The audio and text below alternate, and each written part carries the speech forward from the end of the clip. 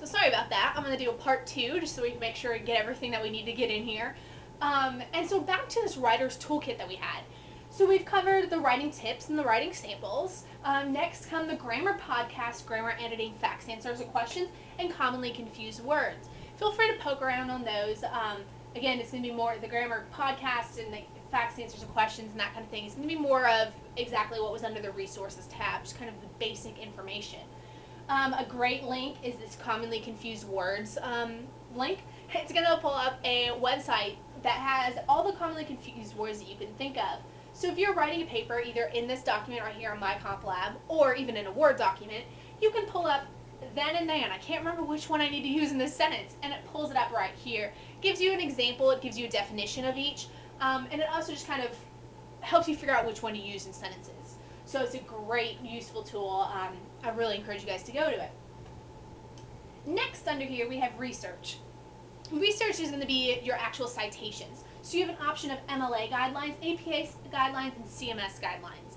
And this is just under this research link. This is just kind of a brief overview. Again, while you're writing, you can pull it up and you don't have to go back and forth between tabs. So just so you can see what MLA guidelines look like, because that's what you're going to be using in this class. You're going to have your in-text citations, you're going to have your endnotes and footnotes, you're going to have a sample MLA research paper and evaluating sources to make sure they're credible and that kind of thing.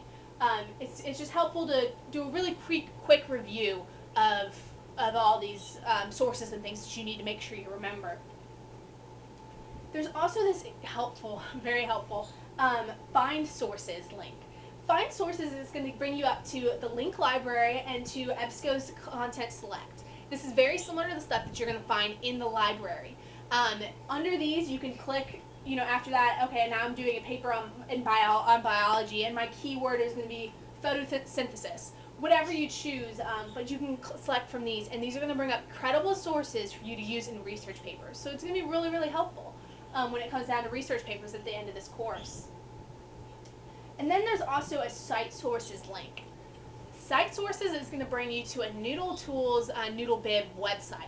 And some of you might have used this in school before. High schools use them a lot. I know my high school had it. And essentially, it's going to help you cite your sources.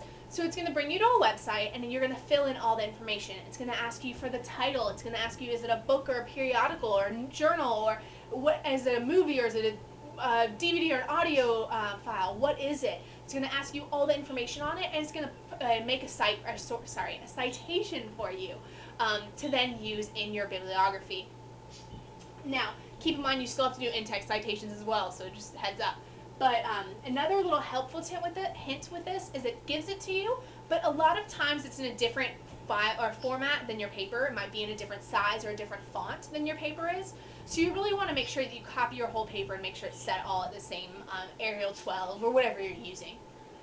So these are all the ones I've used. I keep using this in my education classes because I just love it. It's helpful. And again, if you're trying to do it faster, this MLA guidelines is going to be quick just to give you what you need to do if you already know how to do it.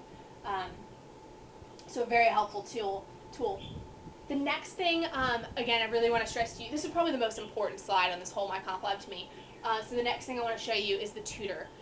As you know, you have to get papers read for Comp 1 and Comp 2 through the UWF Writing Lab. That's at least for us. Other schools might have other requirements and, of course, other writing labs. So my suggestion is to have maybe Pearson check it first, have MyCompLab go through it first, so you're getting a second review through the writing lab. Or if you can't get into the writing lab and you want to have a paper checked, you can check it on here as well. So you're going to click Connect with a Tutor right here under Tutor. And it's going to pull up a nice little checklist for us to do in 1 second. And it's going to pull up asking us, again, your paper is going to be in here, and it's going to ask you to submit to a tutor your purpose of writing. So that's your prompt. What did your teacher tell you? What are you supposed to be writing on? What's your question that you're solving? Whatever it is. And then you're also going to have to describe the kind of help that you would like. So I'm really iffy on grammar, and I really just need help examining it more. Add as much information as you can. My teacher told me I really need to look at those split sentences that I have, or I really need to look at fragments because I'm really bad at those. Whatever you need, make sure you add as much information as you can, because the tutor, this is all the tutor has as far as directions from your teacher and your requirements. So next you're going to select 2 sections that you need help with. So you might choose sentence structure, and transitions. Those are the 2 things you want the tutor specifically look at. And then also you can click first available tutor, whichever, if you want an ESL specialist, business technical writing specialist, all those sorts of things. I just do first available. And you'll normally get it back within 24 hours. Do keep in mind, weekends, holidays, that kind of thing might be a little iffy. And then after the changes are suggested, it's up to you if you use them or not. So you really need to take the time to go through and edit your paper afterwards. So make sure you are allowing a little bit of time. I wouldn't do this an hour before your paper's due and then freak out and not know why you didn't get it back.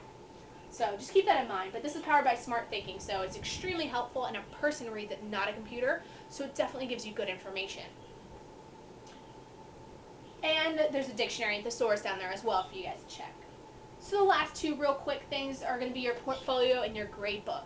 These are pretty simple. Your portfolio is where you can build a portfolio. You can put a collection of documents that you've written, maybe all of your class's research papers that you have, all in one section, just so you can refer back to them as needed. You can also submit papers to your professor through this. And then your grade book. And your grade book is going to give you your grades on those practice quizzes and stuff that we found under this resources tab earlier. It's going to give you your results on those and any other maybe information that your professor has added in here. So it's fairly self-explanatory. And again, the resources and composing tabs, I would suggest going home and poking around on those, making sure you kind of get all your questions out of the way. But does anybody have any questions about that, the last composing tab especially, or that resources tab, or anything else? Okay, well in that case, I will write my information on the board. I'll write my email address for you guys to all contact me. Please feel free. I normally get back to emails within 24 to 48 hours, and I'll be able to meet up on campus with you all, whatever you choose. So thank you for letting me come in, and enjoy my comp lab, and let me know if you guys have any questions. And I'll probably see you towards the middle of the semester to get your feedback on it. So thanks for your time.